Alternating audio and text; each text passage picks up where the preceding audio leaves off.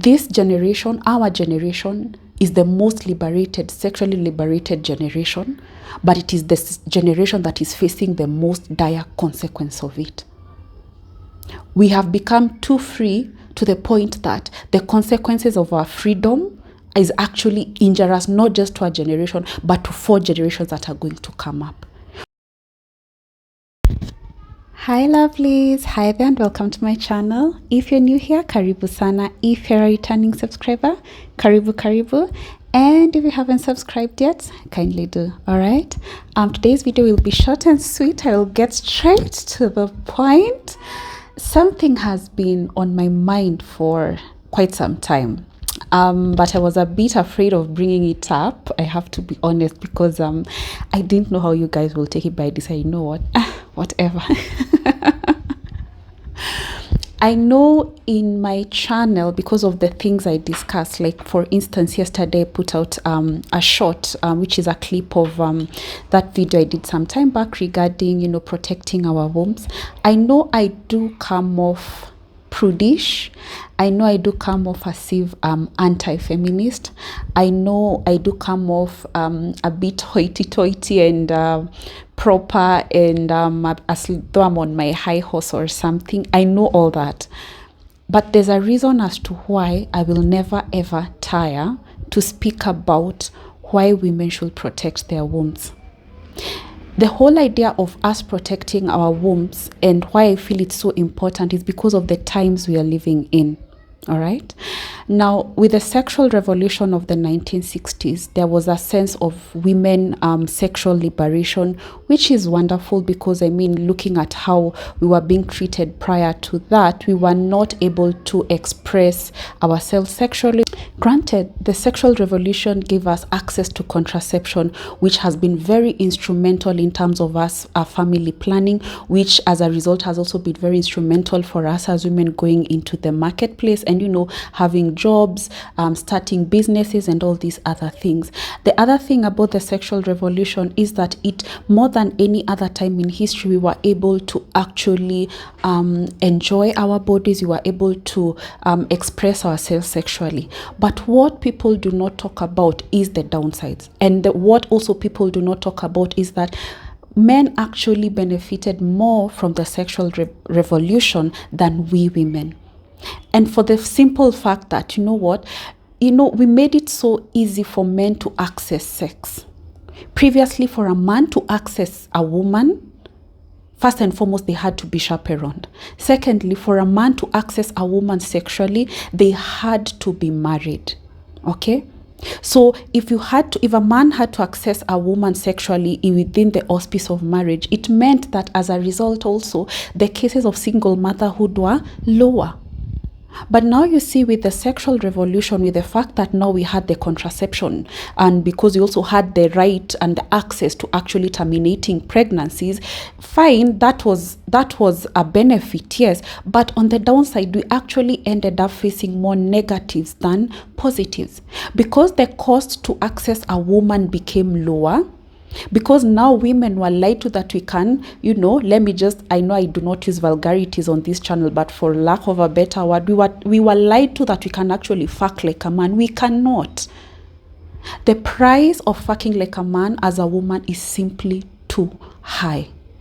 And that is something that many women do not want to admit to themselves.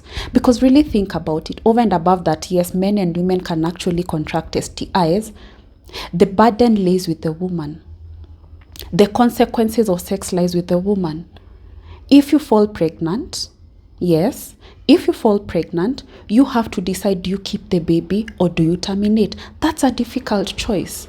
And yes, I know a lot of my viewers are Christians, a lot of my viewers are religious, so that is not even an option. But fact is, when you find yourself in that position, you'll start asking yourself that question, do you keep the baby or do you terminate? Whereas the man is living his life scot-free with no burden at all. Number 2, you choose to keep the baby, right? How will you raise the baby? The burden of raising the baby again lies on you as a woman. Again, the man can choose to walk scot-free, live his life, whereas you're there struggling to raise this child. And let's even imagine you have the capacity to keep that child. You have the capacity to raise that child. Then unfortunately, you face a miscarriage. Again, You're the one who has to to bear the pain of losing that pregnancy.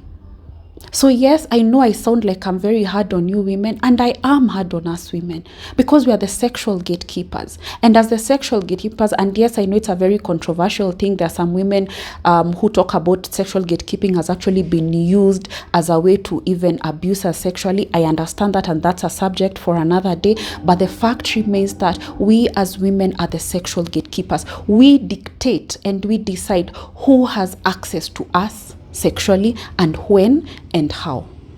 So you're here lying to yourself that you're a feminist, you're liberated, that because of the sexual revolution you can fuck around like a man. Honestly speaking, that is the biggest lie I've heard from the pits of hell. The cases of single motherhood have gone high. Why?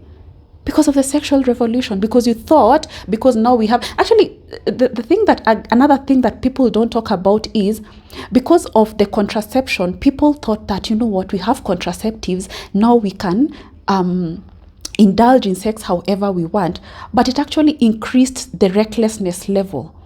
Because previously, for you to have sexual access, you had to be married. But now you don't have to be married, because you can simply decide and dictate whether and when and how and for how long you can be pregnant, right?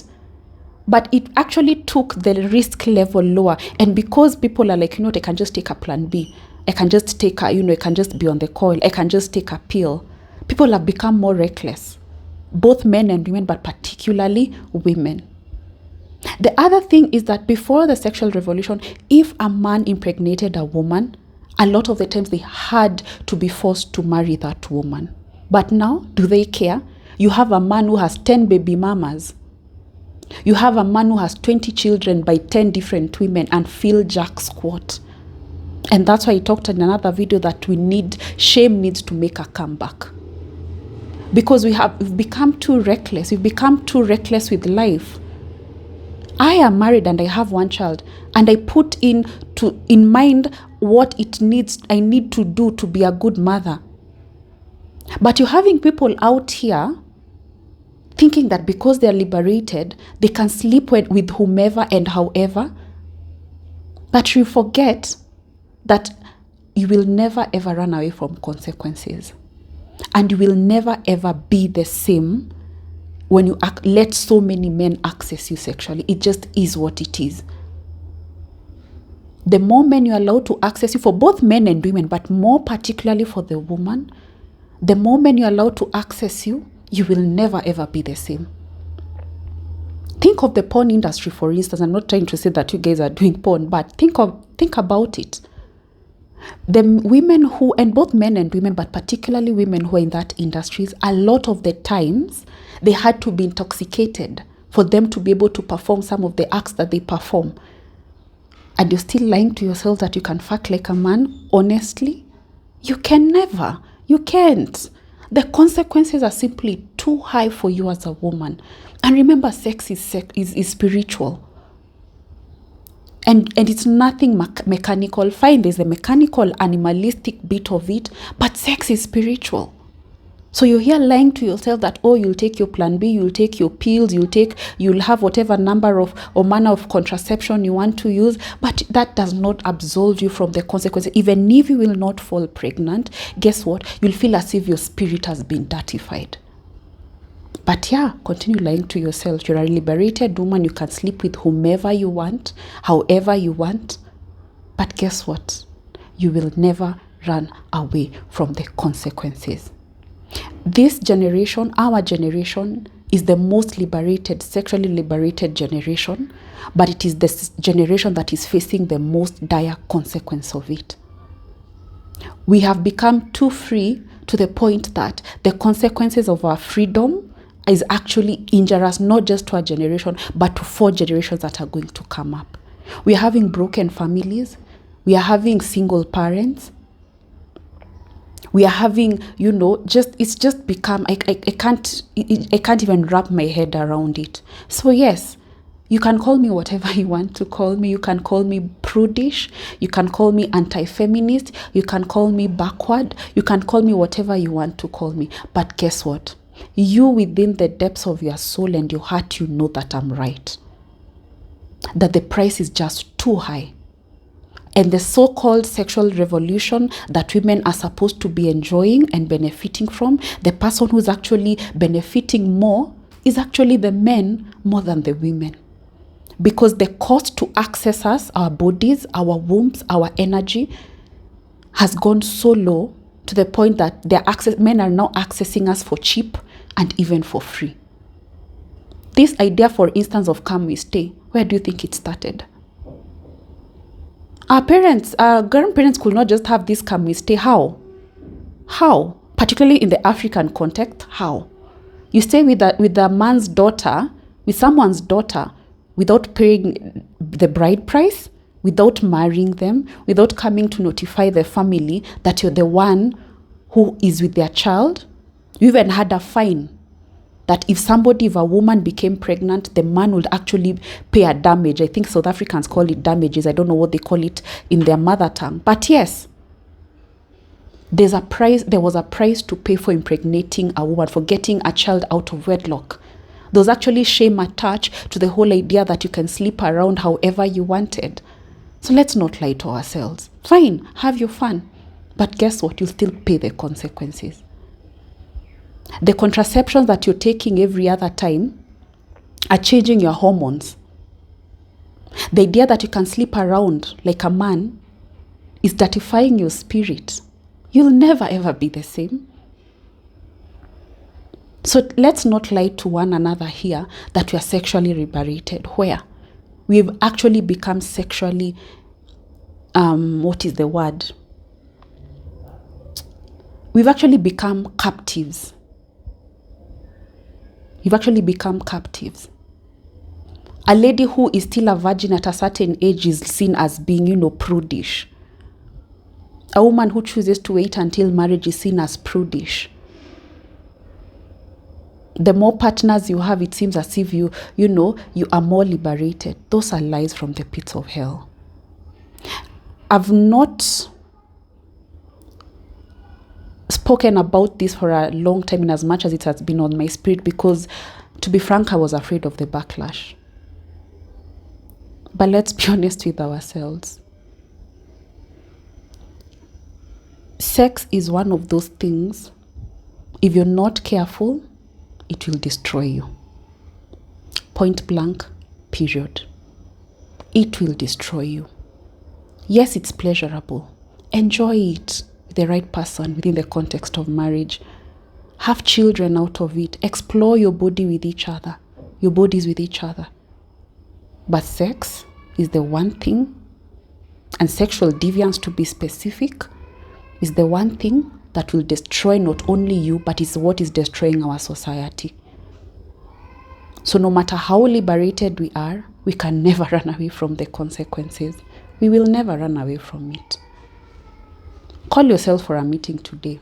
Truly ask yourself. And you know the truth.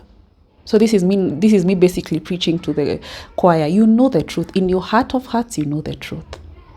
There are consequences to be paid. Either through single parenthood, either through feeling as if your spirit has been dirtified, allowing people who do not have the privilege to access you, you're giving them access, yet they have not claimed you as their wives. Yeah? You're giving men the privilege to be a father, yet not every man should have that privilege. A man who has not claimed you by marrying you, by coming to your parents if you're African and paying your bride price, has no privilege to be a father. Absolutely none. And I know I come off as if I'm being judgmental. I'm not. I genuinely want the best for us. I have a daughter. And everything I'm telling you, best believe I'll tell my daughter. So I'm not telling you one thing and then I'll tell my daughter another thing. No. I'll tell you exactly what I will tell my daughter. Make the cost to access you, to access your body, to access your womb, make it so high. And you know what? Men are market oriented. They know that anything that is gotten for cheap or for free is not worth it. Why do you think, for instance, a man will have a wife and will have a side chick, but there are things he will not do with the wife? Why do you think that is? Why? Because it's a level of respect they have for the wife that they do not have for the mpango wa kando. It's just facts. It's facts. There's a level of respect they have for the wife. It's the Madonna whole complex, and that's a whole other topic I'm going to discuss on another video. But where a man respects a woman, particularly the wife, there are things they will not allow them to do. That's why it surprises me that those men who are comfortable with their wives being on OnlyFans and their wives being a call girl and all these other things. That is a pimp, by the way. That's a pimp. That's not a husband. So again, and this is an ongoing conversation I'm going to be having on my channel. Make the cost to access you so high. To access your body, to access your womb, to access your energy. Make it so high. Don't give a man who is not your husband privileges that only a husband should be getting. And you know what? The right man will come around. The right man will come around. I remember this one time, although this is a whole other story, I actually told God, you know what, God? I'm done dating. I'm done. It's almost as if I was giving God an ultimatum. I told God I'm done dating. And I won't even tell you to bring a man. But if you choose to bring me a man, whether you're going to bring him today, after 1 day, after 10 years, I'm okay. I'm willing to wait however long. But he better be my husband, because I'm done dating. I was done dating. I knew the next man I was going to be with, it was going to be a proper courtship. I was done dating. Because I was done interacting with men who only saw me for what's between my legs. Granted, I'm beautiful. Granted, I have a certain sexual appeal. Granted, I know that. But I was interacting with men who honestly only saw me as an item of their pleasure. And I was like, no. You go for a date with somebody and they're already looking at you, drooling. It's like, dude, fine. But surely you must value me for more than just what you see. I was done dating. And I told God that I'm done dating. The next man who's coming my way better be my husband. And if he's not, I'm okay being alone. So let's have this conversation. And let's be honest with ourselves, both men and women, but especially women, as the sexual gatekeepers. Let us not sell ourselves short. Let us not sell our value and our worth short. Let us not sell access to ourselves short and so low and for cheap or even for free. The sexual revolution benefited the men more than it benefited us women. It just is what it is. And I know that's a hard pill to swallow. And I know the facts are not fantastic to hear, but it just is what it is. So think better, do better for yourselves, and make it so expensive and so costly to access you. And of course, you know how you can make it costly to access you. Of course, the man must be ready to marry you. The man must be financially stable. You have to look at his value systems, right? There are so many ways you can make the cost so high. Don't be chatting with a man for hours and hours. For what? What are you doing on phone for hours with a man? You're already giving him access to your energy. Drop that. Drop it. If he needs to see you, let him plan. Let him make arrangements for a date to come and see you. This biashara of chatting on hours on end with a man. So that's what happens. Yeah. There are so many ways you can raise the value and the cost for accessing you, including and not limited to waiting until marriage, including and not limited to not giving a man who's not your husband children.